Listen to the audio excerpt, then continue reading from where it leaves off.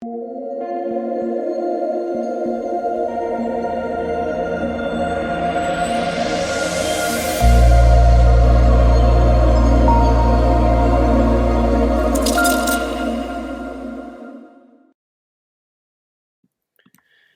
what is going on, guys? It's DK. Back at you with another video here to break down the RBC Heritage PGA Tournament on Draftkings. Before I get into the video, if you guys are new to the channel, my name's DK. I make daily videos breaking out NBA, NFL, PGA, and esports daily fantasy sports slates. Esports including Call of Duty, League of Legends, and CSGO. If you guys are listening to this on Apple Podcast, it's called the DK DFS Show. Would appreciate if you could leave a 5-star review for listening to this on YouTube. We are now at 3.32 thousand subscribers. Subscribe if you haven't already. Hit the notification bell. Leave a like button. It does really help me out to continue to put out free content for you guys each and every day.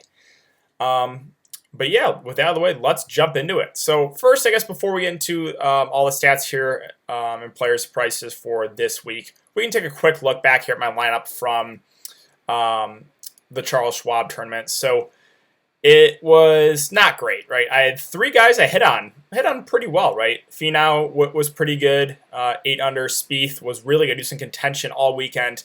Had kind of a disappointing back nine there. Still finished 11 under. Tied for 10th, and then Joel Dahmen as well, 9 under. So I had three guys that were really good, but I'm not going to cash my 3 guys that missed the cut. DJ was a little bit disappointing.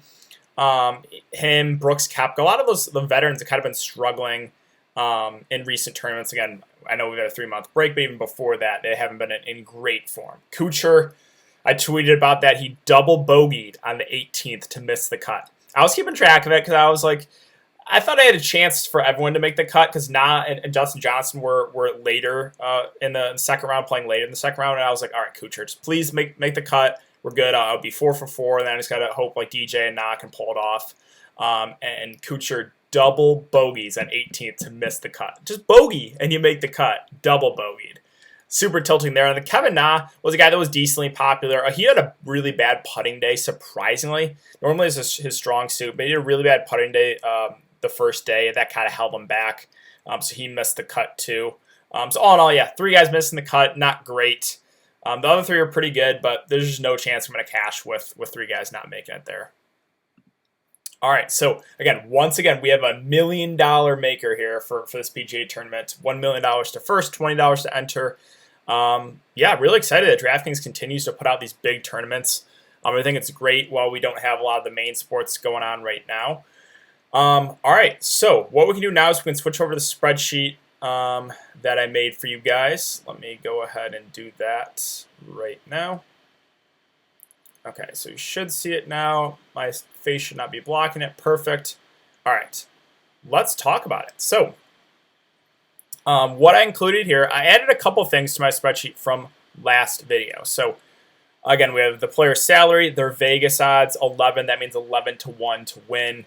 Average points per game on DraftKings, how many wins they have this year, how many top 10s they have this year, their cut percentage made or cuts made this year. And then I have some course history like I did the last video, 2019, 2018, and 2017. Now, we have to take this course history with a little bit grain of salt. Normally, we don't have, a lot of the main guys usually don't play in this tournament. As you can see, like the top 15, a lot of NAs, right? So,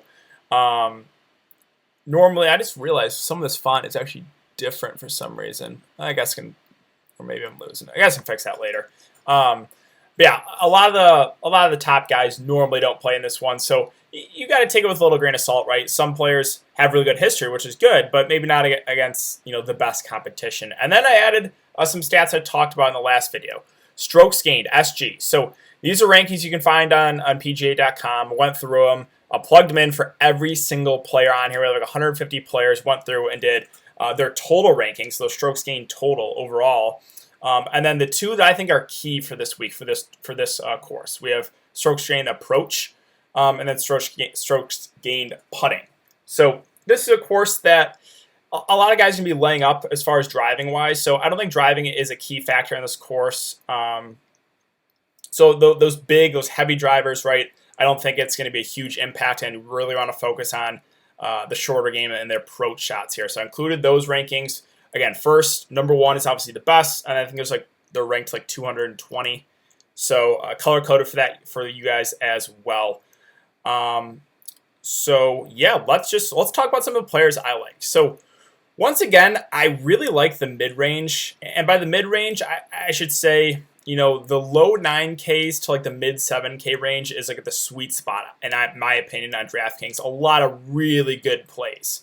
Now, are the guys on top out of play? No, of course not. It's just you have to get a lot riskier to get them in, right? So if you play a Rory, if you play a JT, you're going to have to take a shot on one of those really cheap guys. And if you do, and what you're hoping for in those really cheap guys is they just make the cut. That's all you want. But again, it's a little bit riskier. Whereas I think the more balanced approach, once again, is where I'm kind of leaning for this tournament. Just looking at all the salaries for all these players. So the top guys with Rory, JT, Bryson, John Rahm, Xander, Colin Morikawa, all in the 10 to 11K range. Again, we don't have a whole lot of course history on these guys. Bryson did get third in 2018, but missed the cut in the 2017 and 2019 years. Who am I looking? Who would probably be my favorite play of those guys at the top? It probably would be John Rahm or Bryson. I think John Rahm goes a lot lower owned. He was a surprising miss the cut after he was in great form and before that long break of the coronavirus. I think he'll go pretty low owned. I think Bryson looks pretty decent as well there at 10.7. So those are probably the two guys I'll look to at the top if you wanted to go that way. Now, am I going to go that way? I don't think so. Again, I think I like the players that are, again, a little bit cheaper. So if we get to a guy like Sanjay Im, right, 9.7K, he's been on fire recently, had another good performance in the Charles Schwab tournament. His price is coming up. But again, really, really good recent form. I think a guy like Hideki Matsuyama is interesting. Didn't play in the last tournament, but he was in relatively good form. Again, he's got pretty good numbers.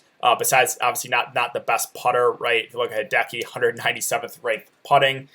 Let's scroll down a little bit more here. Justin Rose had a pretty good game, a pretty good tournament last week, 9.2K. I think that looks pretty decent. Webb Simpson, he was a big letdown for a lot of people. I think he was the highest owned golfer. His price dropped a lot, right? Now he's 9K. So maybe some people will get off him. I still think he'll be pretty popular once again, just because I think he's a really good play. And I still really like him too. And maybe the ownership drops a little bit because of recency bias, but I still think Webb at that price point looks really good. And he's got good numbers too. He's got some course history here. He finished 16th in 2019, 5th, and then 11th in 2018 and 2017. Again, his strokes gain numbers for the short game looks pretty good, right? The total 10th, the approach 10th, 26th in putting. So I think Webb Simpson looks pretty good. Daniel Berger, the winner last week at 8.9K. I usually avoid winners, in previous weeks.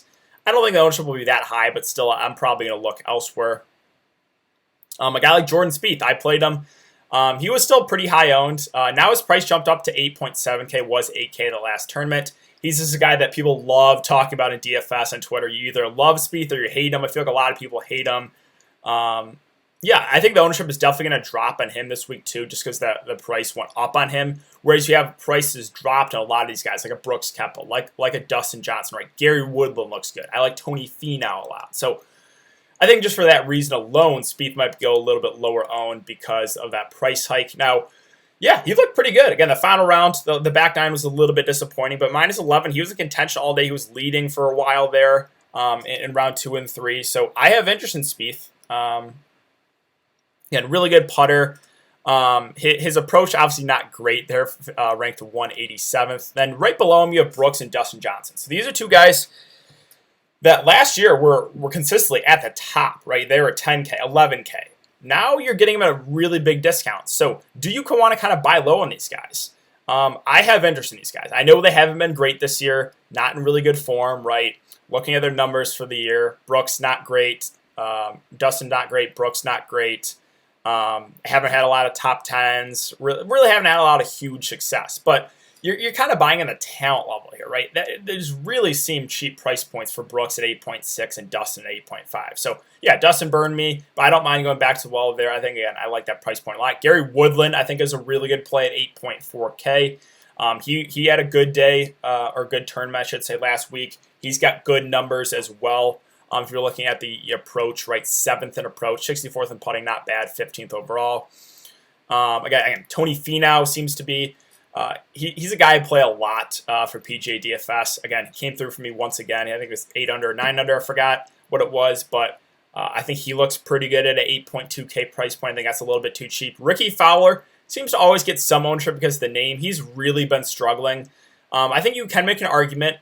You know, I might prefer DJ and Brooks for a little bit more, but I don't think Ricky's out of play, right? I think he's still, obviously the talent level's there. Again, he hasn't been great this year.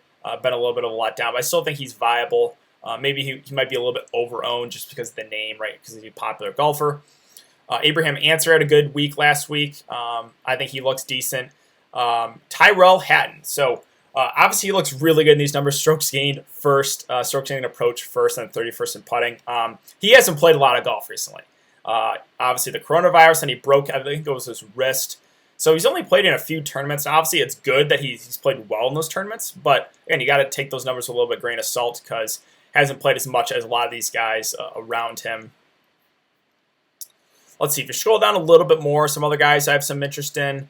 I think Scotty Scheffler at 7.8K looks pretty decent. Again, he has decent overall numbers as far as strokes gained.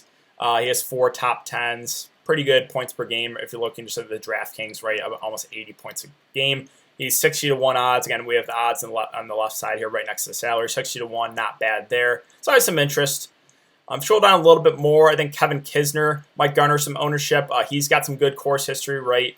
41st, 7th, and 11th, as well as Ian Poulter at 7.6K. Not been in really good form recently, but he does have some good course history, right? With a 10th, 7th, and 11th in 2019, 2018, and 2017. Good short game numbers too, right? 43rd in approach and 19th in putting. I think he goes very low owned, but I have some interest there. Let's see, JT Poston, I think is a guy who will be pretty popular at 7.5K. I think that's a little bit too cheap, and he finished 6th in 2019 here. Got some decent short game numbers. Not really the best in approach, but a good putter. I have some interest there. Domin, again, I played him last week. I have interest again here at 7.5K. I think he's a pretty consistent player. Let's see. Benyon always seems to garner ownership at 7.5. I think he'll be pretty high owned once again. Again, where he struggles, obviously, is putting, right? 211th ranked putting. You got to figure if he can just get his putting together for one tournament, he could probably win one. Yeah, I don't know. It's up to you guys, right? I think he will be pretty popular, but I think he's still viable. For scrolling down a little bit more, now it gets to a little bit more risky plays. Now, Corey Connors had a good weekend last weekend. I'm not really too interested in him, though, at that price. Harold Varner, again, he had a good day or a good weekend. Not really going there. Kevin Na not playing.